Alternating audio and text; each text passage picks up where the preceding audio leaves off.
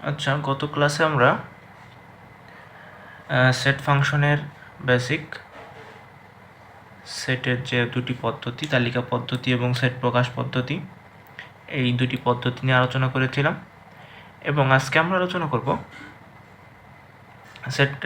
সেটকে গঠন পদ্ধতি থেকে তালিকা পদ্ধতিতে প্রকাশ, এবং আরেকটা যেটা আলোচনা করব সেটা হচ্ছে সেট গঠন পদ্ধতিতে প্রকাশ, তালিকা পদ্ধতি থেকে গঠন পদ্ধতিতে প্রকাশ। তো এই দুইটার আমরা কয়েকটা কোশ্চেন আজকে সলভ করব, যার মাধ্যমে আমরা এই টাইপটা ক্লিয়ার হব। তো প্রথমে আমরা যেটা এক্সারসাইজ করব সেটা হচ্ছে আমাদের গঠন পদ্ধতি দেওয়া রয়েছে, এই গঠন পদ্ধতি থেকে তালিকা পদ্ধতিতে প্রকাশ করব। প্রথমেই আমরা দুটা জিনিস দেখে নিব, সেটা হচ্ছে এক নাম্বার হচ্ছে এন এবং জেড। আমাদের প্রশ্নের মধ্যে এনও বলতে পারে, আবার জেডও বলতে পারে। এনও বলতে পারে, আবার জেডও বলতে পারে। এখন এন মানে হচ্ছে স্বাভাবিক সংখ্যা, স্বাভাবিক সংখ্যা, আর জেড হলো পূর্ণ সংখ্যা, পূর্ণ সংখ্যা। আমরা যদি কোশ্চেনের মধ্যে স্বাভাবিক সংখ্যা এবং পূর্ণ সংখ্যা এই দুটি বিষয়ে পার্থক্য করতে না পারি, তাহলে আমরা অ্যান্সার করতে পারবো না। এজন্য এন কি এবং জেড কি, এই দুইটা জিনিস আমাদের বুঝতে হবে। এন হচ্ছে স্বাভাবিক সংখ্যা। স্বাভাবিক সংখ্যা যেমন এক্সাম্পল কি, স্বাভাবিক সংখ্যার উদাহরণ হতে পারে যেমন মনে করো 1 2 3 4। আর এই যে পূর্ণ সংখ্যা, এটা হচ্ছে +-1 +-2, অর্থাৎ প্লাস মাইনাস সহ যেগুলো আছে সেগুলো। এখন আমাদের প্রথম কোশ্চেনটা দেখো, আমাদের বলছে যে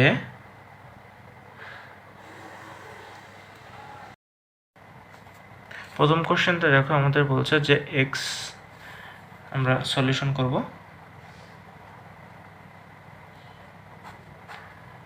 এ নাম্বার কোশ্চেনটা আমরা সলিউশন করব। এখন দেখো, পূর্ণ সংখ্যার মধ্যে কিন্তু শূন্য আছে, কিন্তু স্বাভাবিক সংখ্যার মধ্যে কি নেই? শূন্য নাই। আচ্ছা, তাহলে আমাদের প্রথমটা বলছে যে এক্স বিলংস টু এন, অর্থাৎ কি, এর মানে কি, এক্স স্বাভাবিক সংখ্যা। এখানে কিন্তু আমরা বুঝতে পারলাম অর্থাৎ কি, তাহলে এক্স এর মানগুলো কি হবে, সুতরাং এক্স এর মানগুলো হবে কি 1 2 3 4 ... যত সংখ্যা আছে সব। তাহলে এগুলো হবে আমাদের এক্স এর মান। এখন কিন্তু আমাদের শর্ত দিছে হচ্ছে যে এক্স এর মানের বর্গ 9-এর চেয়ে বড় হবে। এক্স এর মানের বর্গ 9-এর চেয়ে বড় হবে, আর 130-এর চেয়ে ছোট হবে এক্স এর মানের ঘন। এক্স এর মানের বর্গ 9-এর চেয়ে বড় হবে এবং এক্স এর মানের ঘনর মান 130-এর চেয়ে ছোট হবে। এখন এক্স ইকুয়াল টু যদি আমরা 1 ধরি, তাহলে এক্ষেত্রে 1-এর বর্গ 1, আর এবং এই এক্স কিউব মানে 1 কিউব, এর মান 1। আচ্ছা, এখানে আমাদের দুটি শর্তই মানতে হবে, কিন্তু এখানে একটা শর্তও কি হয়নি, পূর্ণ হয়নি। তাহলে এক্স ইকুয়াল টু 1 কাউন্ট হবে না।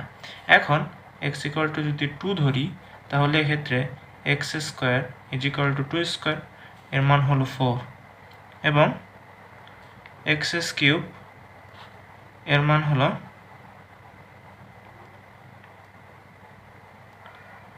কত, 2 কিউব, এর মান 8।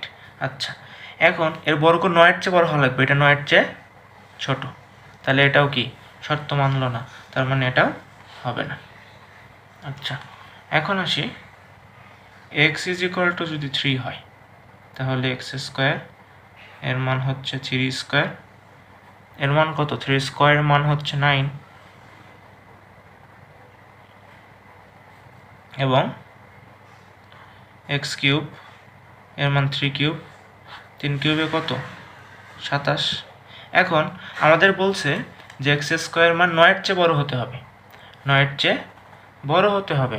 তাহলে আমাদের যে 9-এর চেয়ে বড় নয়, এটা রয়েছে হচ্ছে আমাদের 9-এর চেয়ে 9, তাহলে যেহেতু 9-এর চেয়ে বড় না, তার মানে এটাও মানে নেই, মানে এটা আমাদের শর্ত কি প্রকাশ পায় নেই, মানে এটাও হবে না। আচ্ছা, এখন এক্স ইজ ইকুয়াল টু যদি আমাদের কি হয় 4 হয়, তাহলে এক্স স্কোয়ার এর মান কত, এক্স স্কোয়ারের মান কত 4 স্কোয়ার মানে 16, এবং এক্স কিউব মানে 4 কিউব মানে কত 4 কিউবের মান 4 ইন্টু 4, 4 4 16, 4 16 64। দেখো এখানে 16 9-এর চেয়ে বড় হয়েছে এবং 64 130-এর চেয়ে ছোট, মানে এটা কি আমাদের শর্ত পূরণ করেছে। তাহলে এক্ষেত্রে দেখো আমরা এখানে লিখতে পারি, ধরো যে একটি সেট, এখানে নির্ণয় সেট লিখে দিই, নির্ণয় সেট সেকেন্ড ব্র্যাকেট, দেখো আমাদের 4 হলো। এখন এক্স এর মান আমরা 5 ধরি, হ্যাঁ, তাহলে x square 5 square is equal to কত 25, এবং এক্স কিউব এর মান হচ্ছে 5 কিউব, তাহলে 5 5 25, 5 25 125। দেখো এটাও কিন্তু 9-এর চেয়ে বড়, 130-এর চেয়ে ছোট, তাহলে এটাও শর্ত মানছে। তাহলে সেটের মধ্যে কি 5ও আছে। আচ্ছা, এখন এক্স এর মান হচ্ছে 6 ধরি, এক্স স্কোয়ার এর মান হচ্ছে 6 স্কোয়ার, এর মান কত 36, এবং এক্স কিউব এর মান হলো কত 6 কিউব, তাহলে 36 ইন্টু 6 অবশ্যই 130-এর চেয়ে বড় হয়ে যাবে, তাহলে 36 ইন্টু 6 এর মান কত হবে 216। এটা কিন্তু কি 130-এর চেয়ে বড় হয়ে গেছে, এটাও মানবে না। আর 7 যদি দেই, এটাও কিন্তু প্রত্যেকটাই এই ঘনর মান বেশি হয়ে যাবে, তাহলে এক্ষেত্রে এগুলোর মান আর আমাদের কি কাজে আসবে না। তাহলে আমাদের নির্ণয় সেট এই 4 এবং 5, এটাই আমাদের অ্যান্সার। এখন একইভাবে বি নাম্বারটা সেম, এখানে শুধু এই এক্স স্বাভাবিক সংখ্যাই 1 2 3 4।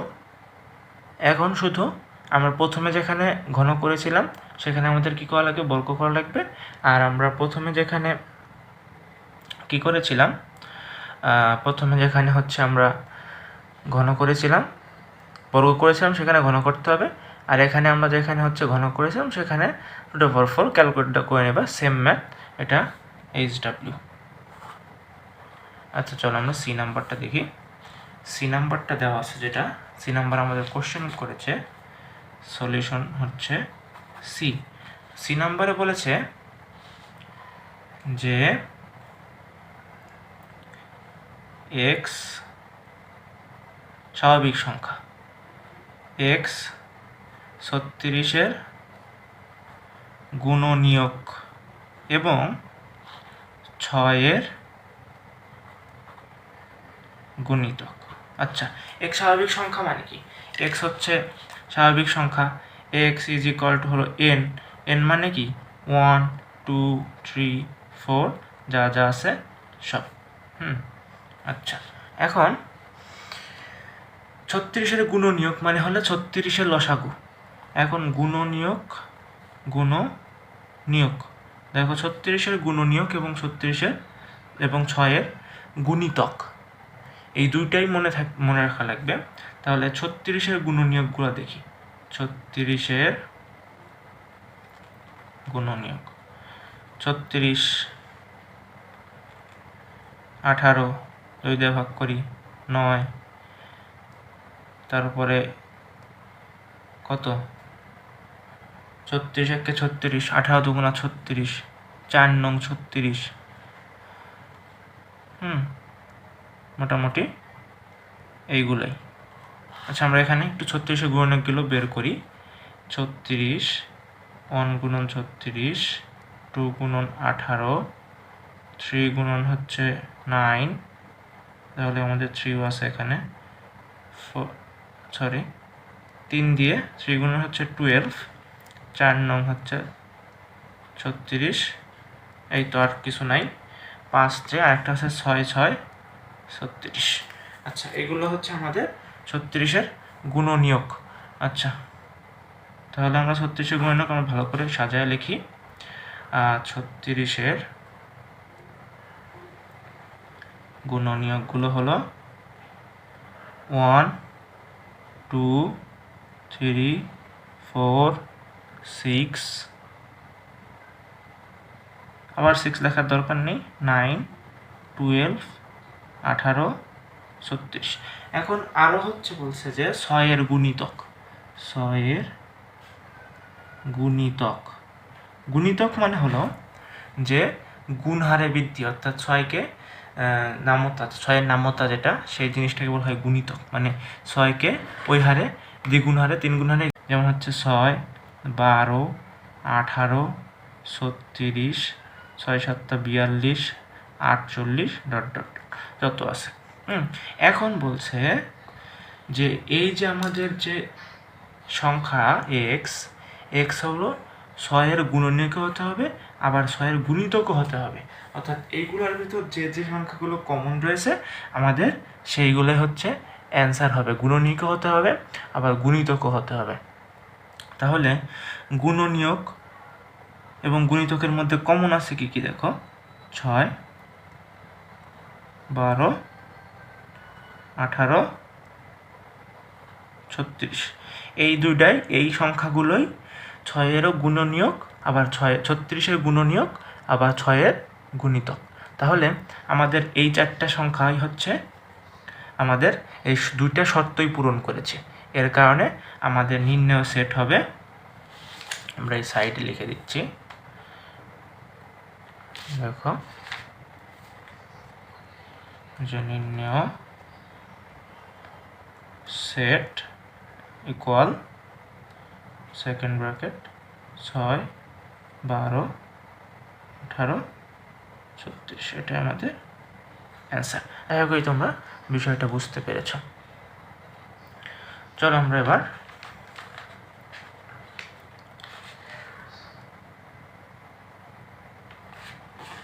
যদি এই একটা জিনিস খেয়াল করো, সেটা হচ্ছে যে এই এনের কাছে যদি জেড বলতো তাহলে আমাদের কাজ করতে হতো +-1, তারপরে হচ্ছে +-2 0, যে কোনো কিছু নিই। আচ্ছা, জিনিসটা আমরা হয়তো পরবর্তীতে বুঝতে পারবো।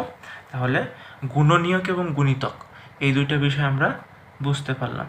গুণনীয়ক হচ্ছে লসাগু করে যা যা পাওয়া যাবে, আর গুণিতক হচ্ছে গুণন হারে বৃদ্ধি। গুণন হারে বৃদ্ধি মানে একটা সংখ্যাকে ধরো যে তার দ্বিগুণ 3 গুণ গুণিত ক্রমান্বয়ে বৃদ্ধি। আচ্ছা, এখন এখানে আমাদের গঠন পদ্ধতিতে প্রকাশটা আমরা শিখি, তারপরে আমরা গঠন পদ্ধতিতে প্রকাশ করব। আমাদের তালিকা পদ্ধতি দেওয়া আছে, আমাদের এখান থেকে গঠন পদ্ধতি প্রকাশ করা লাগবে। দেখো, এর সলিউশন নাম্বার হচ্ছে 1, এই নাম্বারটা দেখো, আমরা প্রথমে দেখতে পাচ্ছি এই সংখ্যাগুলো কি সংখ্যা। সংখ্যাগুলো দেখো 3 5 7 9 11, প্রত্যেক কি সংখ্যা, স্বাভাবিক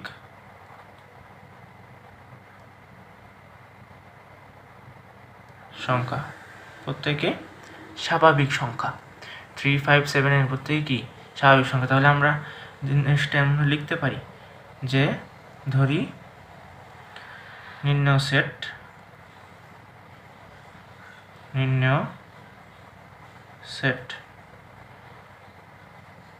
এটা নির্ণয় সেট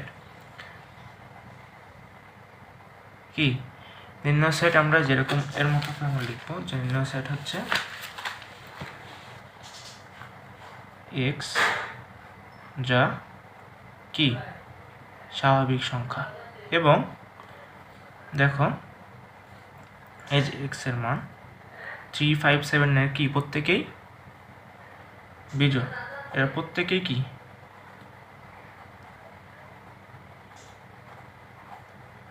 বিজোড় সংখ্যা। দেখো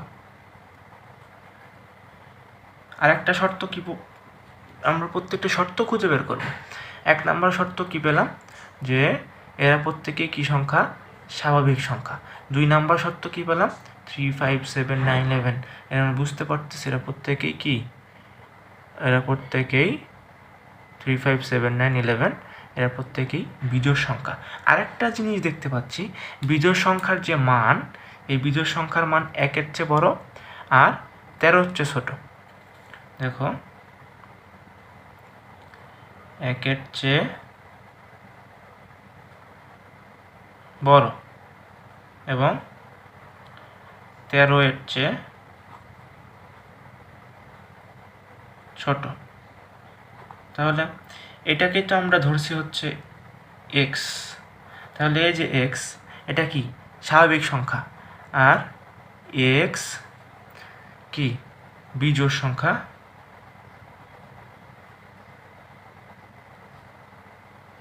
এবং আরেকটা শর্ত কি, এবং আরেকটা শর্ত হচ্ছে এই যে আমাদের এক্স, এই এক্সটা কার চেয়ে বড়, 1-এর চেয়ে বড় আর 13-এর চেয়ে ছোট। আমাদের শর্ত পূরণ হয়ে গেল, আমাদের অ্যান্সারও চলে আসলো। ঠিক সেমভাবে আমরা বি নাম্বারটা দেখি।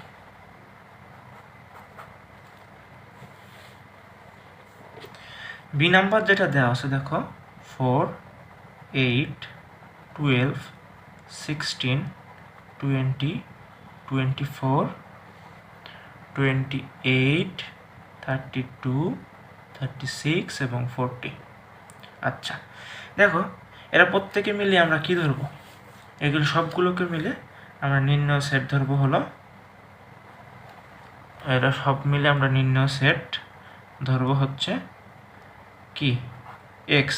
এখন এটা আমরা দেখতে পাচ্ছি এরা প্রত্যেকে কি সংখ্যা স্বাভাবিক সংখ্যা, তাহলে এক্স বিলংস টু মানে হচ্ছে প্রত্যেকেই কি এন স্বাভাবিক সংখ্যা।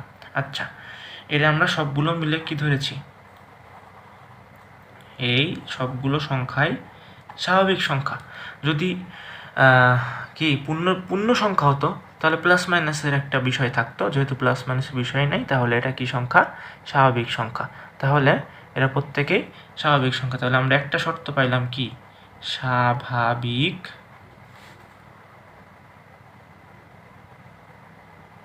সংখ্যা। তাহলে আমরা লিখতে পারি যে এক্স স্বাভাবিক সংখ্যা।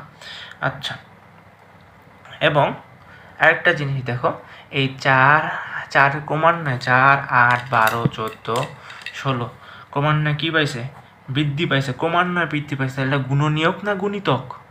দেখো আমরা শিখেছি যে যদি লসাগু হতো তাহলে হলো লসাগু সিস্টেমে যদি আমরা পাইতাম তাহলে জিনিসটা হয়তো কি গুণনীয়ক, কিন্তু আমরা পেয়েছি দেখো গুণন হারে বৃদ্ধি।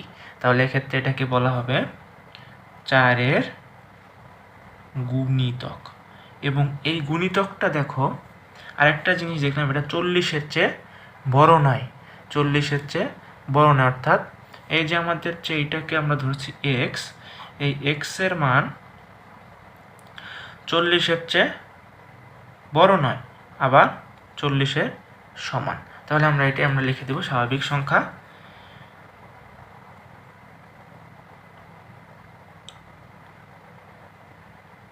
এবং কি লিখব, স্বাভাবিক সংখ্যা লেখার দরকার নেই, আমরা যেহেতু এন লিখে দিছি, এন মানে হচ্ছে স্বাভাবিক সংখ্যা, তাহলে এখানে আমরা স্বাভাবিক সংখ্যা লেখার দরকার নেই, আমরা ডিরেক্ট এরকমভাবে লিখব যে এক্স স্বাভাবিক সংখ্যা, যেখানে এক্স 4-এর গুণিতক এবং এই এক্সের মান 40-এর চেয়ে কি নয় বড় নয়, আবার 40-এর সমান, 40-এর চেয়ে বড় নয়, অর্থাৎ 40-এর চেয়ে বড় নয়, আবার 40-এর সমান। বুঝতে পেরেছি। আর একটা ম্যাথ আছে আমাদের সি নাম্বারটা আমরা পরবর্তী পেজে দেখব। এটা একটা ইম্পর্টেন্ট, একটু ভিন্নধর্মী। চলো আমরা এটা পরবর্তী পেজে দেখি। চলো দেখি আমরা সি নাম্বারটা। আমাদের সি নাম্বারে যেটা রয়েছে সেটা হচ্ছে আমাদের দেখো প্লাস মাইনাস দেওয়া আছে। এখন প্লাস মাইনাস ধরলেই আমরা বুঝবো বা আমরা বুঝে নেব জিনিসটা কি। এই সেটটা হচ্ছে কিসের সেট? পূর্ণ সংখ্যার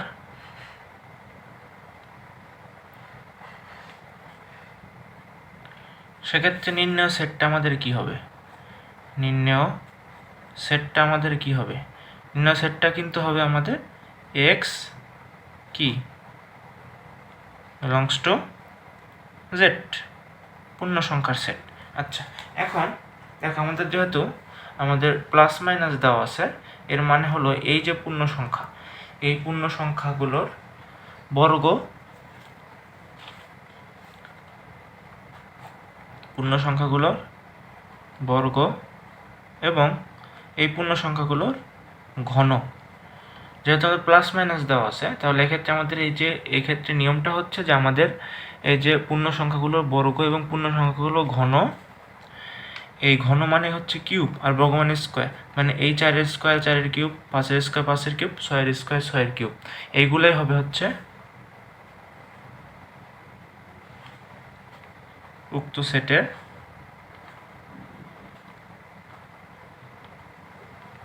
উপাদান। আচ্ছা, তাহলে আমরা চলো উপাদানগুলো কি বের করি। x = হচ্ছে +-4 হলে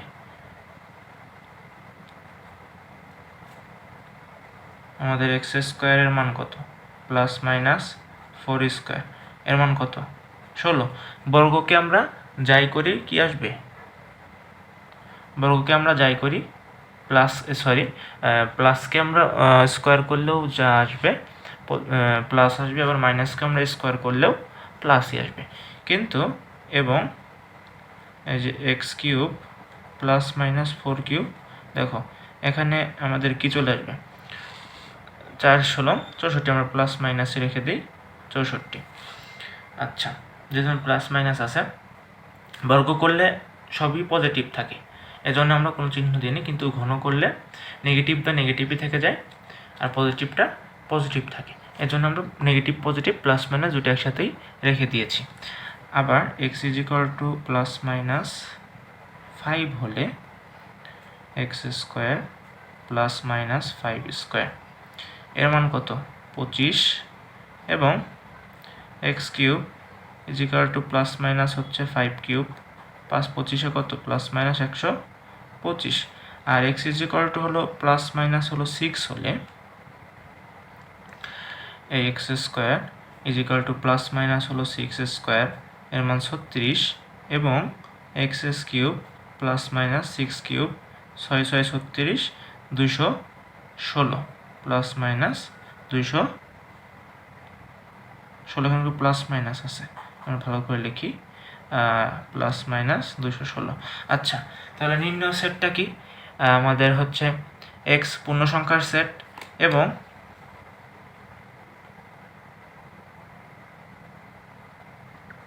x কি পূর্ণ সংখ্যার সেট, এবং দেখো এই যে x² যেটা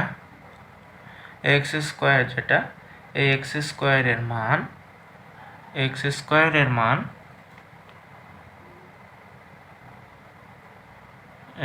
x² এর মান হলো কি 16-র চেয়ে বড়, 16-র চেয়ে বড়, আবার 16-র সমানও, 16-র সমানও আবার 16-র বড়। দেখো 16-র সমানও এবং 16-র বড়ও। আরেকটা হচ্ছে এবং এই যে 216 আছে, এই ঘনটা x³। আচ্ছা, জিনিসটা একটু ভুল হয়েছে, আমরা চলো জিনিসটা নতুন করে দেখি, তোমাদের ভালো করে বুঝাই। তাহলে নির্ণয় সেট = x কি পূর্ণ সংখ্যার সেট এবং এই যে x² এর মান কার চেয়ে বড়, x² এর মান কার চেয়ে বড়? 16-র চেয়ে বড়, আবার 16-র সমানও, এবং এই যে এক্স কিউবের মান এটা কি 216 চেয়ে 216 সমান, আর 216 চেয়ে কি ছোট, বড় কিন্তু না। এক্স স্কোয়ারের যে মান, এক্স স্কোয়ারের মান হলো 16-র চেয়ে বড়, আবার 16 সমানও, এই জন্য আমরা 16 সমানও দিয়েছি, আবার 16-র চেয়ে বড়ও দিয়েছি। আর এক্স কিউবের মান যেটা, এটা যে 216, এই 216-র চেয়ে কি, দেখো -216 তো 216-র মধ্যেই পড়ে, তাহলে আমাদের হচ্ছে কি যে প্লাস মাইনাস সংখ্যা রেখা যেটা এখানে যদি 216 থাকে, তাহলে এইখানে আসে হলো -216। তাহলে এই প্লাস 216-র চেয়ে কি এটা ছোট, তাহলে আমরা শুধুমাত্র 216 লিখবো এখানে। তাহলে এক্স কিউবের মান কি 216-র চেয়ে ছোট, সবগুলো মান 216-র চেয়ে ছোট বা 216 সমান। তাহলে এটাই আমাদের অ্যান্সার। তাহলে কি এক্স স্কোয়ারের যে মানগুলো, এই এক্স স্কোয়ারের যে মানগুলো, এক্স স্কোয়ার মানগুলো সর্বদাই 16-র সমান এবং 16-র চেয়ে সবগুলোই কি বড়। আর এক্স কিউবের যে মানগুলো +64 -64 এই সবগুলোই কি এই 216 হলো সবচেয়ে বড়, আর বাদ বাকিগুলা তার চেয়ে ছোট। মানে এই মানগুলো এক্স কিউবের মানগুলো 216-র চেয়ে ছোট এবং 216-র সমান, 216 অথবা 216-র চেয়ে ছোট। তো এটি আমাদের নির্ণয় সংখ্যা, নির্ণয় সেট। আশা করি সকলে বুঝতে পেরেছ। তো এভাবেই আমরা তালিকা পদ্ধতি এবং সেট গঠন পদ্ধতিগুলো প্রকাশ করব। তো আজকের লেকচার পর্যন্তই। পরবর্তী ক্লাসে আমরা নতুন টাইপ নিয়ে আলোচনা করব।